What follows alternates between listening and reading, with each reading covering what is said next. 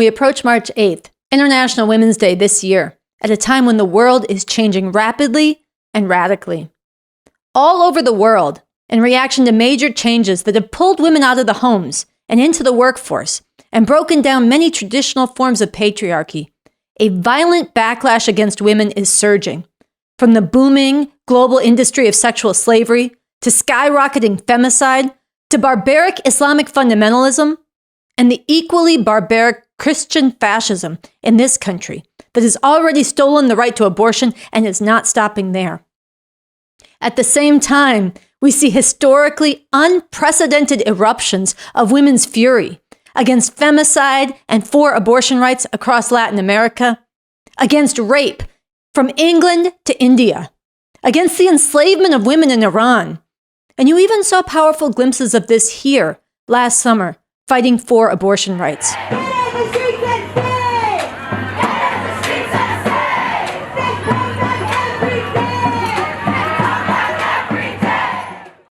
As Bob Avakian said years ago, and as is becoming ever more acutely and immediately posed today, the situation of women is a powder keg in this country, and it is not conceivable that all this will find any resolution other than in the most radical terms and through extremely violent means.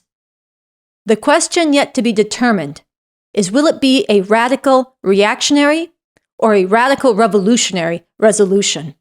Will it mean the reinforcing of the chains of enslavement or the shattering of the most decisive links in those chains and the opening up of the possibility of realizing the complete elimination of all forms of such enslavement? This International Women's Day, we need to fight for an advance towards this revolutionary resolution. Yet right at this moment, with so much at stake for the future, we also see, among way too many who consider themselves woke or enlightened, an all-out erasure of women, a denial of their oppression, and a refusal to wage the fight that is needed around this. We see this, for example, in the refusal of groups like the ACLU and Planned Parenthood, and pretty much the whole so-called reproductive rights movement, to even use the word woman, even when talking about attacks on the right to abortion. Using terms and phrases like a woman's right to choose or women's rights when talking about abortion excludes trans and non-binary people. They insist instead of speaking only of people with uteruses or people who can become pregnant, because there are trans and non-binary people who can become pregnant and do need abortions and who do not identify as women. Some even attempt to cancel those of us who do use the word women for supposedly being transphobic. This is just wrong. Let me be very clear. Trans people need the right to abortion, and the fascist attacks on trans people, and especially on trans youth, need to be fought vigorously. These attacks need to be defeated. But it is also necessary to tell the truth. Christian fascist theocrats in this country are attacking abortion rights precisely to violently return women to even more open subordination to the patriarchal family. Wives, writes Paul, submit to your own husbands as to the Lord. Now, what is submission? The idea is to place oneself under, to subordinate oneself. By forcing them to have children, whether they want to or not. Forced motherhood is female enslavement, and erasing the word woman does not change this. All it does is disorient people about what is really driving this attack and render them passive when they should be clear-eyed and fighting. And so to provide important understanding about the origins and ongoing reality of the oppression of women, and to provide firmer grounding to understand why it is in fact true that the assault on abortion rights is rooted in this patriarchal oppression, we want to share an excerpt of Bob Avakian's 2012 talk, from which we take the name of this show, BA Speaks, Revolution, Nothing Less. After that, I'll be joined by Annie Day to discuss how you can be part of making this International Women's Day a powerful leap and unleashing the fury of women and putting real revolution on the map in 2023. So let's watch. Early human societies were not societies of gigantic empires and civilizations with masters and slaves and so on and so forth. They were small groupings of people, starting out in Africa and then eventually spreading to other parts of the world, who lived largely by gathering and hunting. Mainly by gathering. Despite all the alpha male mythology about the great hunter and so on, especially in the early days, hunting was a very uncertain enterprise. Often you didn't get anything, or if you were lucky, you found the remains of an animal that another animal had killed, and you took that back and distributed it among the people in your community. And every once in a while, you really got on top of things, and maybe you got a few animals and you brought those back. But mainly, the livelihood of the people was done by the gathering of what was at hand in the area over which people ranged. The fruits and other nuts and other things people could eat. It was more of a very simple hand-to-mouth existence, more or less. And there was a certain division of labor within this. The men, yes, were the ones who mainly went out and did the hunting, and the women did more of the gathering, because they had to stay more in the area of where the people were living at the time. Why? Well, if you think about it for a second, the answer will suggest itself. Obviously, the women are the ones who bore and who mainly had responsibility for raising the children, especially in their early years. Think about it. There was no birth control, as we certainly know consistent birth control, no family planning in that sense, no formula, all these kind of things. So babies came when they came, and they had to be nursed for a couple of years. So naturally, it fell to the women to do that, and as a result, this division of labor developed where they stayed more around the home and did the gathering. But it's important to emphasize, this was not an oppressive division. The communities were more or less marked by equality. I say more or less, it wasn't a perfect equality. But women as well as men took part in the decision making. Marriages and sexual relations were very relaxed, formed by mutual consent more or less, and either partner could break up, if there were a pair, could break it up, or people didn't pair in the way we're familiar with. They might have had several partners, each of them, that they were paired with. So all the things that we're familiar with and are told are just the natural order of things. God decreed that the family is one man and one woman. Adam and Eve, not Adam and Steve. All that stuff is just a function of how society has developed since these early communities. So this early division was not oppressive, but it was a division. And through, once again, a lot of accident and necessity, trial and error, in some parts of the world, particularly in Eurasia, the part that's Europe and the Middle East more or less, for a variety of reasons, out of need and out of innovation, people, instead of just gathering, started settling down and farming. And sometimes they failed at it. But where they succeeded, they were able to produce a lot more food than they needed at a given time after a certain period of experimenting with this. They could put aside a surplus for the future. They didn't just live literally hand to mouth. And they also domesticated animals. You can read some about this in Jared Diamond's Germs, Guns, and Steel. They domesticated animals. They began to develop another division of labor, where on the basis of there being a surplus of farming, because when you're farming, you just don't take what's there. You transform the soil, and you can make it richer, and it can produce more than what you would need at a given time. So on that basis, you could have some people who didn't have to farm, and they would work on developing implements and tools to increase the farming and the other activity of the people and get an even bigger yield and more surplus. And the domestication of animals went along with this, where the animals were available and could be domesticated, particularly in this Eurasian area. They were also harnessed to till the soil, which made it even more rich, fertile, and productive. But along with this, as this took hold in various places, it broke down the old communal society and ways of doing things, and the old relations, more or less, of communal equality. Now let me make clear here. I do not believe, and I don't think there's a scientific basis to say, that even if you could show that in the earliest communal societies there were all kinds of relations of exploitation and oppression, that would somehow prove that it wouldn't be possible to move beyond this in the period in which we exist now, because this is a very different world. And it doesn't prove there's some inherent, unchangeable and unchanging human nature that makes people selfish and want to oppress and exploit other people.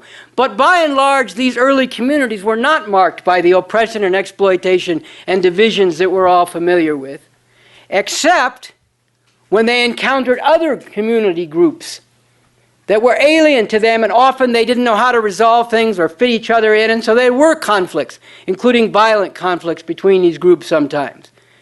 It's interesting, if you look at the early societies that are still more or less have been perpetuated down to the present, you will find that if you inquire how do the people in those societies or communities or tribes or peoples refer to themselves, very often they don't use this or that name that you might think they'd use. They just refer to themselves in what translates into English as the people. And this is very common in all parts of the world. So what happens when you, the people, meet the people, and you can't figure out who's the real people and how to relate? Well, you have different mythology, different history, so you might have violent conflicts. Not always, but there were at times. But as this farming and the division of labor and the domestication of animals and the development of surplus took hold, it began to break down these communal societies. You got the emergence of private property, private ownership of parcels of land, private ownership of the domesticated animals, private ownership of the tools that were being developed. And along with this, you got an oppressive division emerging between the sexes or the genders, because with this division of labor that had carried over from very early days, the women were still the ones mainly responsible for the bearing and rearing of children. So it more and more fell to the men to be the ones organizing the farming and related activity. And they, on this basis, appropriated the means of production, the land, the raw materials that might be under the land, the farm animals that had been domesticated, the tools, as their private property. And as they did that over time, they wanted to be able to pass this private property to their heirs, in particular their male heirs. So then they became concerned to control the activity of women, and in particular the sexual activity of women, because you wanted to be sure that the male heirs that you were passing it on to were your own and not somebody else's. Now, I have to say they did have a problem here, because while the women were tightly controlled and not allowed to sleep with anybody else, the men went around and did it anyway. So then you got a problem. Well, if the men are sleeping with people other than their wives, how do you know whose children are really whose? So they just instituted over, again, trial and error, not somebody sat down and wrote out a piece of paper. But trial and error, they simply instituted that whoever the woman's children were, those were the children of her husband. But still, the husband wanted to have a better chance of knowing they were really his own children he's passing these things on to. So he was concerned, and men got together to enforce the control over the sexuality and other activity of women. And this has been carried forward from that time through different forms of society, which have been divided into oppressors and oppressed, exploited and exploited, exploiters and exploited, masters and slaves. And that brings up the next point, that once you started having this way of life as opposed to the old communal way, then instead of when you had encounters with other people from other tribes or groups or whatever, instead of just killing them if there were a violent conflict, it made a certain amount of sense economically to take them as slaves, because now you could put them to work in agriculture and other forms of activity that would help create even more surplus than you would have to spend maintaining them. So women were one of the first groups enslaved in this way, but also people involved in conflicts among the different groups. And so down through a whole period of thousands of years since this time, we've had the evolution of the kind of societies we've had, marked by the division into exploiters and exploited, oppressors and oppressed, masters and slaves. That was Bob Avakian from his 2012 speech, BA Speaks, Revolution, Nothing Less. It is worth watching the whole thing. We could only do that section today, and I'm very happy to be joined here in studio right now by Annie Day. She is a RevCom, a follower of Bob Avakian, and she has been in the middle of the revolutionary organizing for International Women's Day this year. Welcome, Annie. I'm really glad to be here. Just listening to what we just heard from Bob Avakian, it's so important to actually get to understand that this is not permanent, that it's not just men are this way and women are this way, and this is just human nature. Yeah, I think, people say that all the time, and I think it's so important. The way he breaks down that the control over women's bodies, their lives, their reproduction, their sexuality, this didn't always exist. It emerged only with the division, as he said, into masters and slaves, exploiters and exploited, rulers and ruled. And that then once you have that division, which is still with us today, different form, capitalism, imperialism, but it's still with us today, it starts to matter. Whose children belong to what man? Who's going to inherit what wealth? Who's going to inherit what social position? Who's going to be born back in history as a slave or a ruler? Or today in what social position, what part of the world? All of that still gets mediated through the patriarchal family. And women's lives, the very sense of what it means to be a woman, what your duty is, to submit to your husband, as your husband submits to the Lord, as they say in the Bible, to guard your virginity or be ashamed if you don't, to make babies, whether you want to or not, as the highest duty. This has been enforced in different forms ever since then, and it's still with us today. Yes, different forms, but it's still what's going on. I mean, I think that virgin whore dichotomy.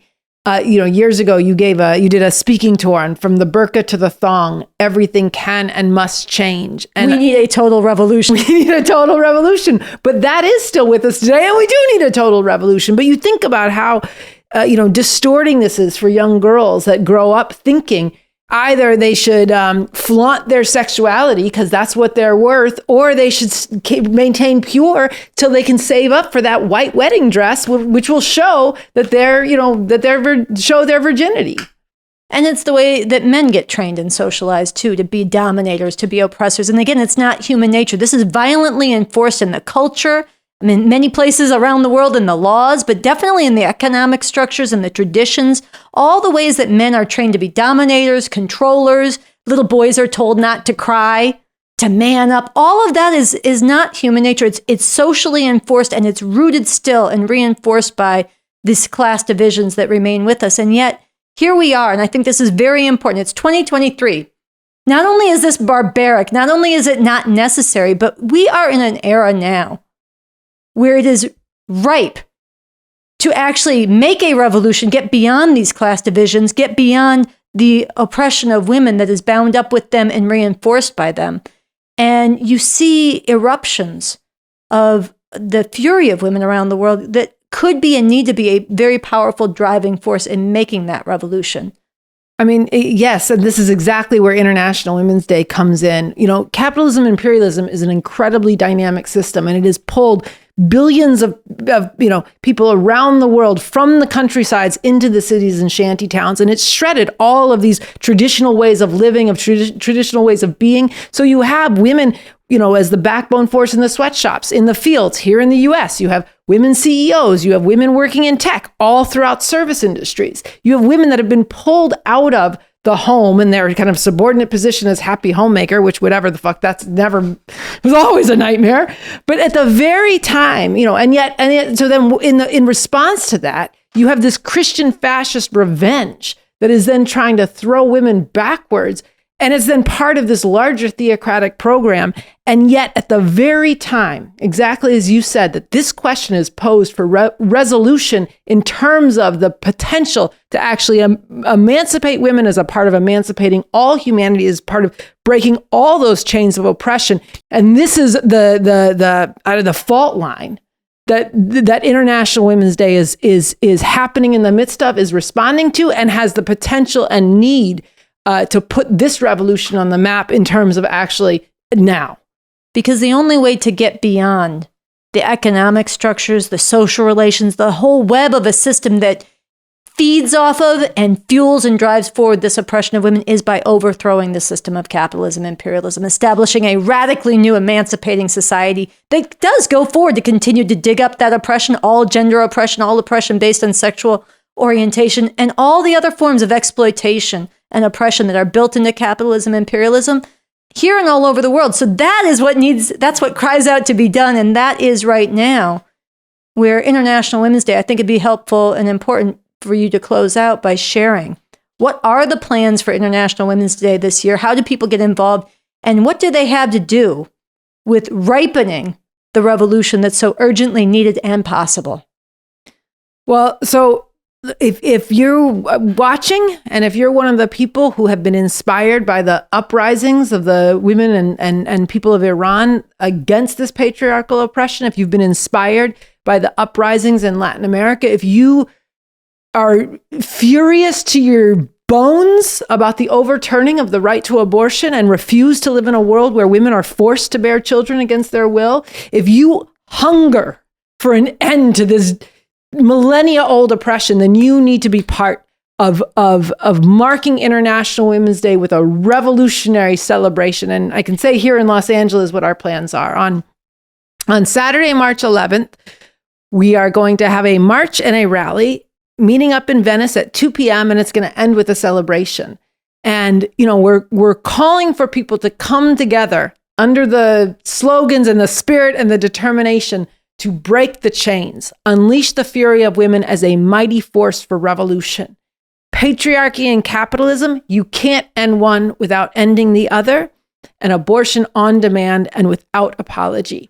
And so we're going to mark this in the streets and on International Women's Day itself on March 8th. Stay tuned to the RevCom's Instagram and social media and the Revolution Club here in Los Angeles. And RevCom.us. And RevCom.us for what the plans are, and the RNL Revolution Nothing Less show, for what the plans are on March 8th itself. We refuse to live in a world where women are treated as sex objects, as slaves, as breeders. We demand a better world. Break the chains, unleash the fury of women as a mighty force for revolution. All right. And so wherever you are around the country, if you want to take action on this day, if you want to be part of putting revolution on the map and ending this oppression of women and all oppression, reach out to us and strategize with us about how you want to do that where you are. I also want to urge you to lift your sights to a whole radically different, liberated world that's possible through the revolution we are fighting for, to read and learn about the Constitution for the new Socialist Republic in North America that Bob Avakian authored, and to dig into the work that BA has done on this question, which really has broken new ground and is far more radical, far more scientific than anything that anybody's done before. You saw just a taste of it today. There are answers to so much more in his work, in the interviews that we have on this channel, in the works from him on our website. So we want to urge you and invite you to dig into this and to spread this too as part of hastening the ability to really break the chains and unleash the fury of women as a mighty force for revolution in 2023. Thank you, Annie, for joining us. So glad to be here.